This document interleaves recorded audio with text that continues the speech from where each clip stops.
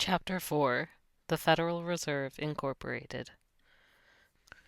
The Federal Reserve Bank, monumental fraud in America's history.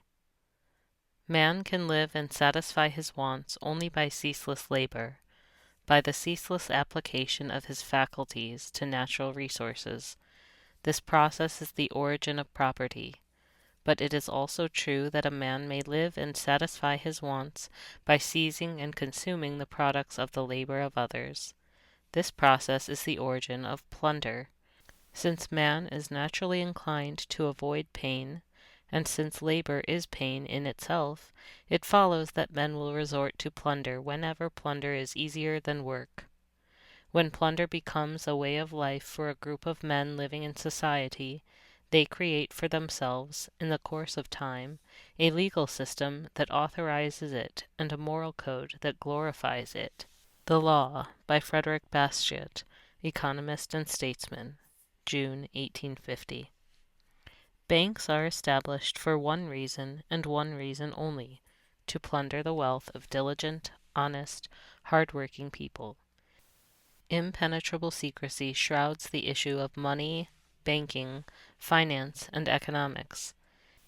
Each year, thousands of students spend enormous sums of money and time attending Ivy League schools in a futile attempt to exalt and legitimize a system that, at its very core, is based upon the blackest of evil, theft, and usury.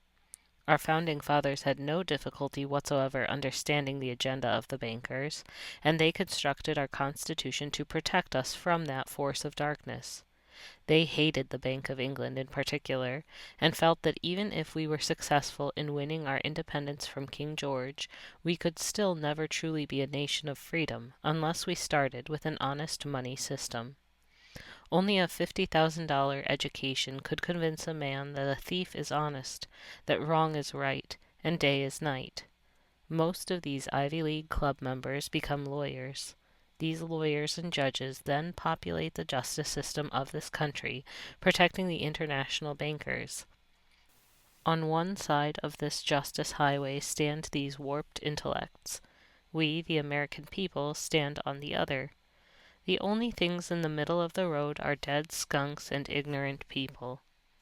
For some strange reason, the men who have created this elaborate scheme, whose sole purpose is the plunder of our national wealth, are the same morons who claim to be brilliant, educated, and informed.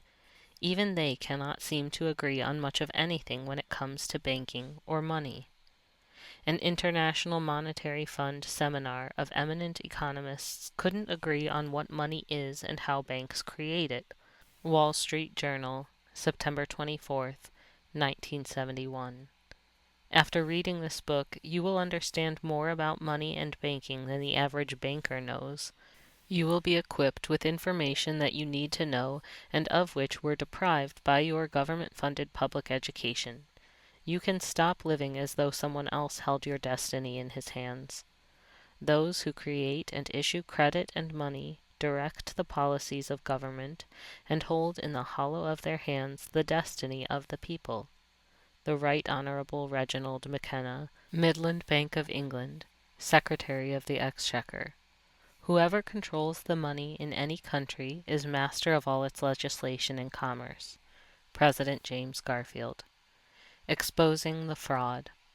Centralization of credit in the hands of the state by means of a national bank with state capital and an exclusive monopoly. Fifth plank of the Communist Manifesto by Karl Marx, 1848. What is the Federal Reserve banking system? The Fed, as it is commonly referred to, is privately owned. It is a part of an international banking cartel owned by an exclusive cadre of the most wealthy and powerful individuals on the face of the earth. The Fed is not in any demonstrable way part of our federal government, any more than is Federal Express. Federal Express will, however, give you service for purchase. The Federal Reserve Bank's intended purpose is to fleece the American people by stealing our wealth under the pretext of a government-regulated central banking system that calls itself federal. 75th Congressional Record 12595-12603, The Federal Reserve banks are privately owned, locally controlled corporations. Lewis versus U.S. 680 F2D 1239, 1241, 1982. From a legal standpoint, these banks are private corporations organized under a special act of Congress, namely the Federal Reserve Act. They are not in the strict sense of the word government banks. William P. G. Harding, Governor of the Federal Reserve Board, 1921. The U.S. Constitution, Article 1, Section 8 states, "The Congress shall have power to coin money, regulate the value thereof." This power is granted by the people and vested only in the United States Congress. Yet Congress re-delegated this power, contrary to the supreme law of the land, the Constitution for the United States. The Federal Reserve Act is in direct violation of the Constitution because no provision was ever made by the people for Congress to do so. Congress cannot delegate or sign over its authority to any individual, corporation, or foreign nation. 16th Corpus Juris Secundum, Section 141. The powers of the legislature are defined and limited, and that those limits may not be mistaken or forgotten, the Constitution is written. To what purpose are powers limited, and to what purpose is that limitation committed to writing, if these limits may, at any time, be passed by those intended to be restrained? The distinction between a government with limited and unlimited powers is abolished if those limits do not confine the persons on whom they are imposed, and if acts prohibited and acts allowed are of equal obligation. It is a proposition too plain to be contested, that the Constitution controls any legislative act repugnant to it, or that the legislature may alter the Constitution by an ordinary act. U.S. Supreme Court in Marbury v. Madison, 5 U.S. 368. The general rule is that an unconstitutional statute, whether federal or state, though having the form and name of law, is in reality no law, but is wholly void and ineffective for any purpose, since unconstitutionality dates from the time of its enactment, and not merely from the date of the decision so branding it. No one is bound to obey an unconstitutional law, and no courts are bound to enforce it. 16th American Jurisprudence, Section 256, Second Edition. The Federal Reserve Act, as passed by Congress, December 23, 1913, has since become the biggest fraud in the history of this country. Its passage occurred because of self-serving politicians that were more interested in lining their pockets than upholding their oath of office. This is how it started. Treason's Resort. This day of infamy ended like most in the small town of Hoboken, New Jersey. The sky was overcast this 22nd day of November, 1910. There was a damp chill in the air.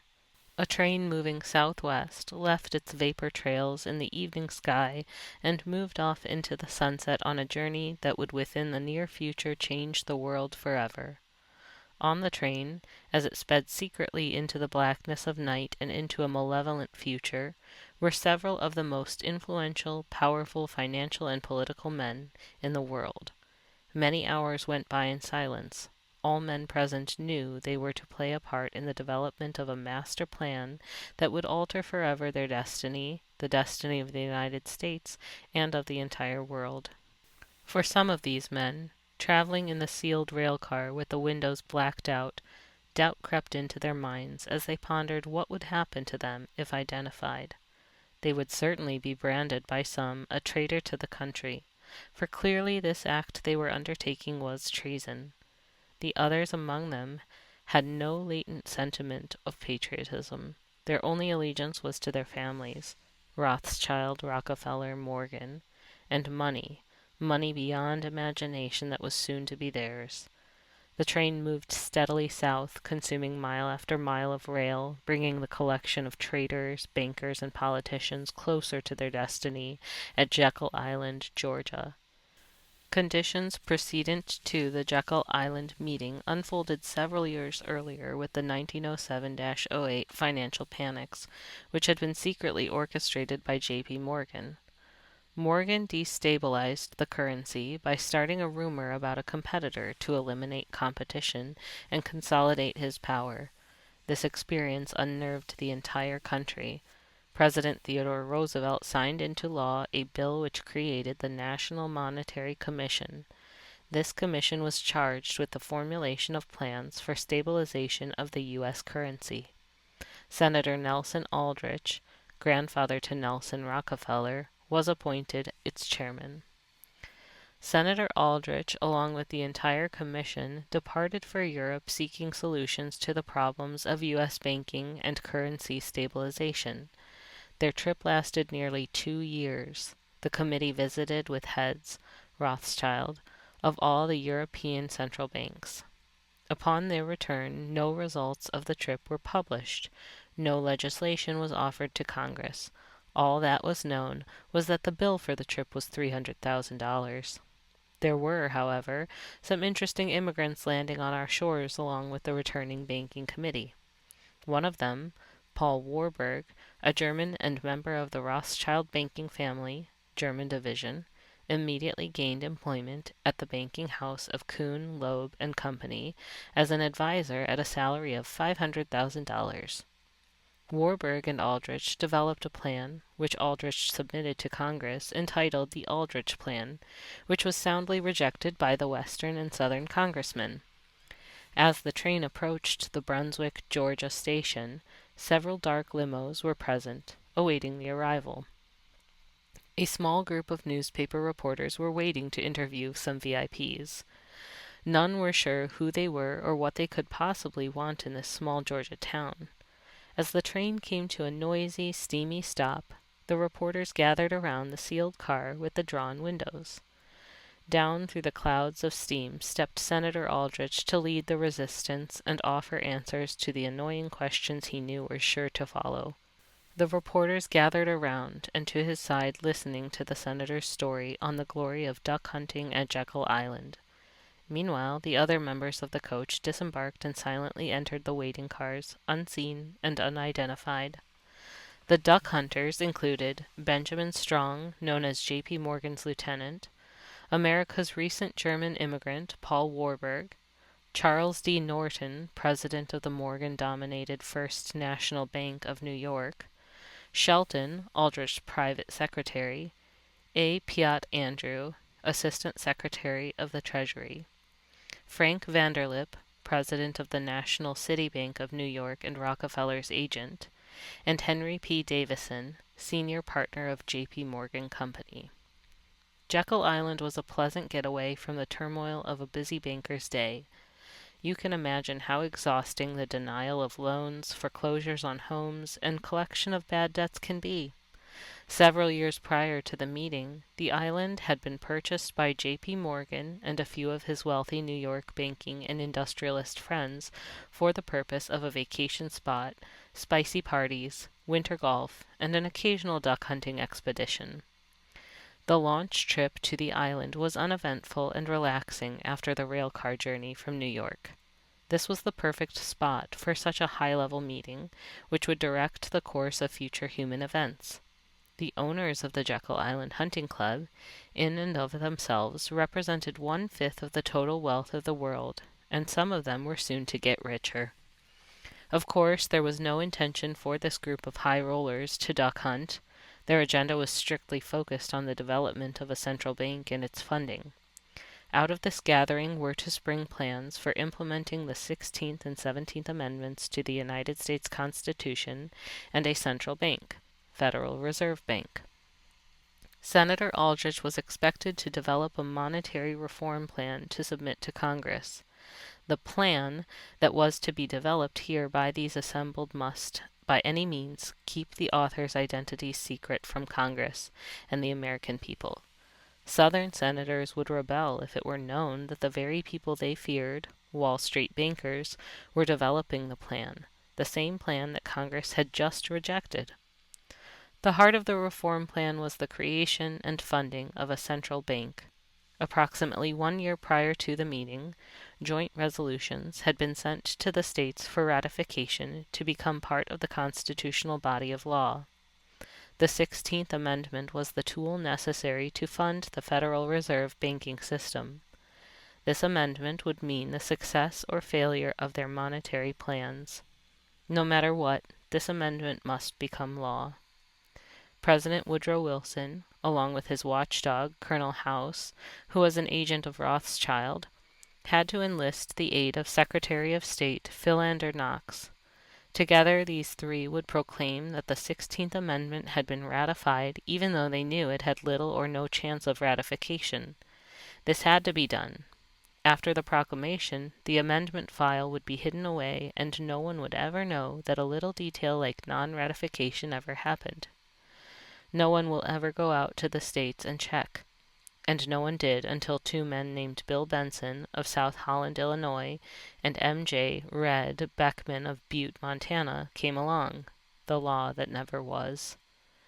Thomas Jefferson had struggled against Alexander Hamilton's scheme for the first Bank of the United States, which was backed by James Rothschild.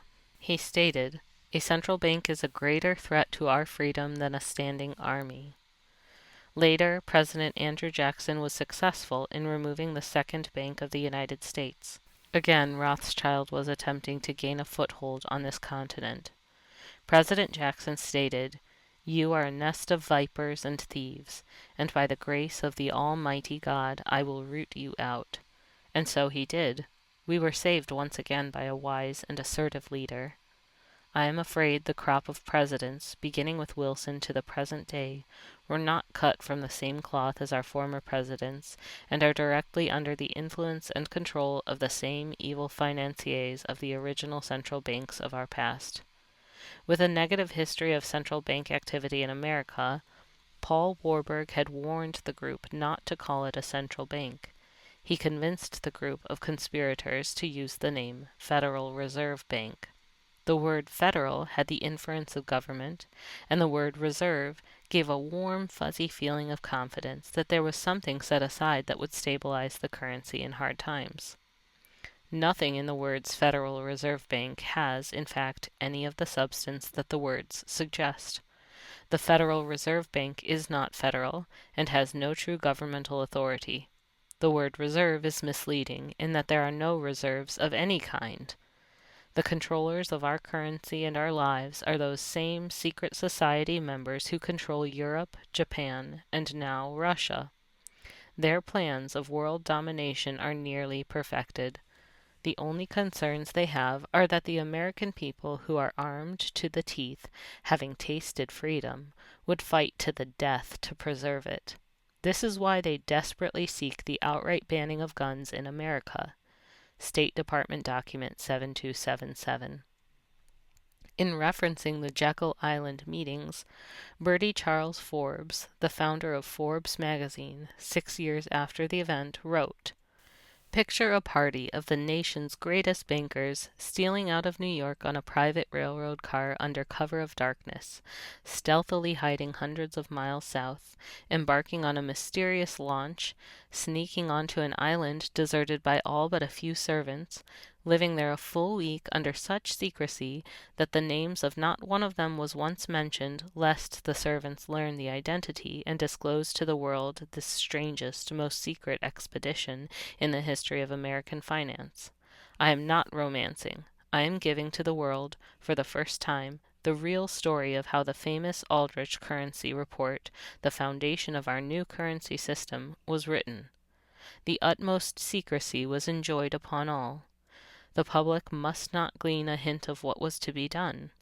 Senator Aldrich notified each one to go quietly into a private car of which the railroad had received orders to draw up on an unfrequented platform. Off the party set. New York's ubiquitous reporters had been foiled.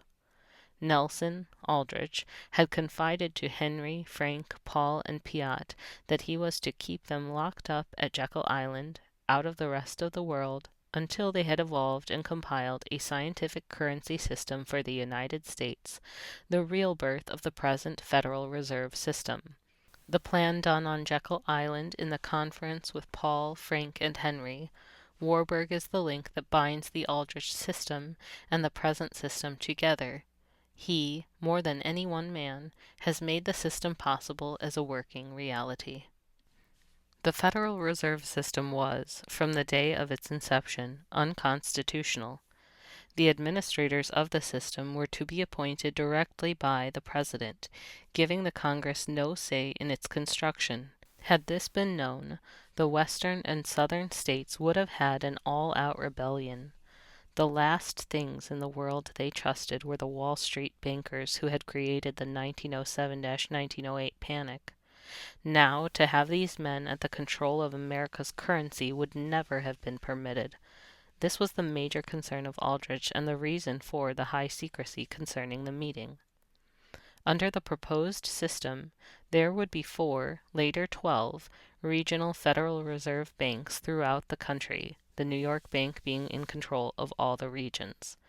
This gave the public the impression of regional reserves and independence, along with a feeling of security, albeit false. And so, on December 22, 1913, when Congress was more interested in adjourning for the Christmas holiday than on the currency issue, they approved the Federal Reserve Act. The international agents had control of the United States of America. At that time, the nation had 0 national debt. As of this writing, the national debt is over $9 trillion. If all off-budget items were truthfully presented, the debt would be double that figure or greater. The money barons have drained America of its national wealth and stolen the American dream from all future generations. Every man, woman, and child in this country, upon birth, has a personal debt to these international agents of over $30,000. The interest alone is over $1 billion each day and rising. The principal will never be repaid, and their miracle of compound interest will ensure the control of these New World Order masters over the American people forever. The current Fed structure is difficult to justify in a democracy. It's an oddly undemocratic institution. Its organization is so dated that there is only one reserve bank west of the Rocky Mountains, and 2 in Missouri. Having a central bank with a monopoly over the issuance of the currency in a democratic society is a very difficult balancing act. Wall Street Journal, February 8, 1993. That is the story of creation of the Federal Reserve Bank. Now we will explore the creation of their private money.